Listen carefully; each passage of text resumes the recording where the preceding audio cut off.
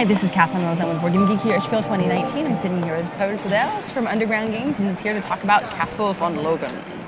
So please tell me about the game. Yeah, well, hi everyone. I don't even know what to start. I'm going to start at the beginning.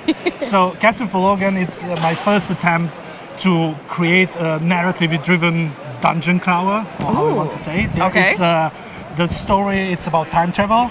Oh, interesting. We are 8 agents who were sent back from the future into the past in order to capture a very dangerous criminal who now knows how to control time. So practically he goes back into the past, he creates all these creatures like with advanced technology, and he tries to take over the world, but we are here, we arrived. In different periods in the past. Yeah, and we arrived here and we are going to stop him, right? Mm-hmm. So we tried to have all the mechanics which are really familiar, yet they come with certain spins. So I'm going to tell you, for example, that our combat is like a little bit of time manipulating combat and all. What happens is that every single, we have a campaign which has 10 missions. Oh, interesting. And there's one alternative ending, mission 11 with the deluxe edition. Interesting. You should want to have that.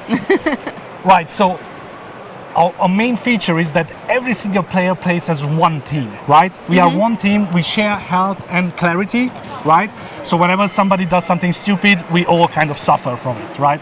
Because it's a cooperative game. Yeah, it's practically a cooperative game, yeah. It can be played from 1 to 8 players, and you can jump in, jump out, whatever you want. The game actually adapts to that, so the difficulty adapts to that. So every single time when we start, we have these story cards which practically tell you how to go, how to advance in the game, and why we're moving with the group token through the castle. We sometimes find all these kind of like little events, right? So we draw an event card, and then we read the context. Then there's some kind of like a fluff, right? And then we are presented with 4 choices, yeah. So every player is going to have 4 choice cards, which are A, B, C, and D, right? All right. And after we discuss what we want to do, right, we are going to make a decision. Choose a card, and we'll see. What did we choose? We agree. So we turn the card around, and here are the outcomes, right? And for example, depending on what you choose. Yeah. So for example, if multiple people use the same one, that happens multiple times, right? And then we have the end event, which is like the outcome of the whole thing what we did, and then usually there's comeback. Why this is interesting is that we have 2 kinds of events. We have story events and random events.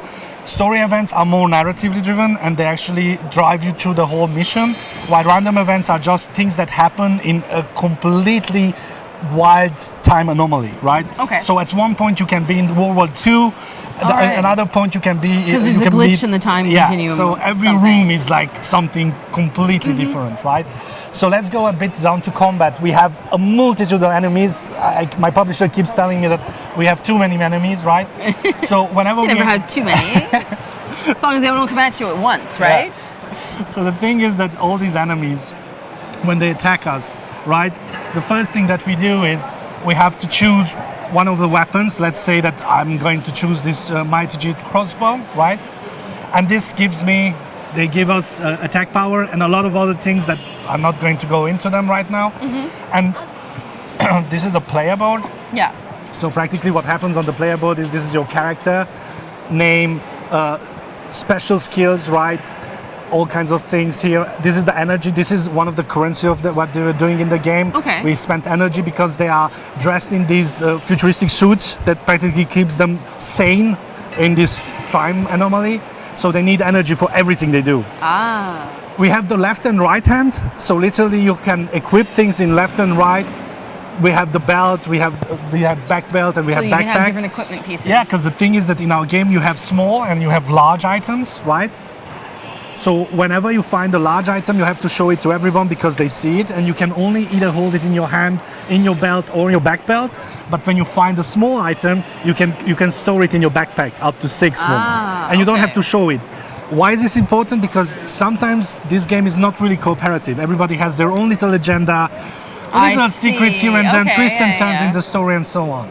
So maybe Now, put a little spoke in the wheel for the. There's for the a lot group. of there's a lot of drama. I'm a writer, and this story was written like 20 years ago for a pen and paper RPG. Oh, really? So I just adapted it into a board game. Interesting. So let's say that we are going to attack these 3 enemies, right? They are pretty strong. I'm going to explain what they do when they do it. Practically, what happens is that you have an attack power, and you have a combat deck, and when you attack, you practically just I don't know. Let's say I do 5 hits, right? Mm-hmm. And then my first, I'm just gonna do it like this, which is an aggressive attack. I have a charge attack. There's a block from the enemy, and there's an exhaust from the enemy. And let's say they are also doing disarming strike, right? So what happens here is that there were 5 attacks. We did them. Time was reverted. Everybody can decide what they want to do here. How you can manipulate the order of the attacks. So since you're playing around time anyway, you have a chance to change things around. Yeah, and every card is chained with the other one. So you can create, it's like a mini game. You can create different situations based on what cards do you have in front of you.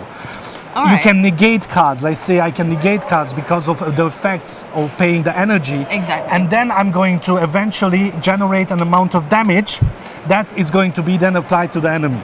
And every player can do this, and also attacks are chained with other players. So the players left to right who are in reach, you can combo things up. So practically after you did the combat, you just have a refresh phase where you can do all kinds of different actions like resting, searching, like you can go around and you can turn these tokens, and you have all kinds of little things like you can find chests. There's a bit of an exploration thing going on, there's some fighting. It's a narrative driven exploration game. And then these 10 different scenarios that you're going through, right? Yeah. Fantastic. That sounds lots of fun. That's Castle von Loghan from Underground Games.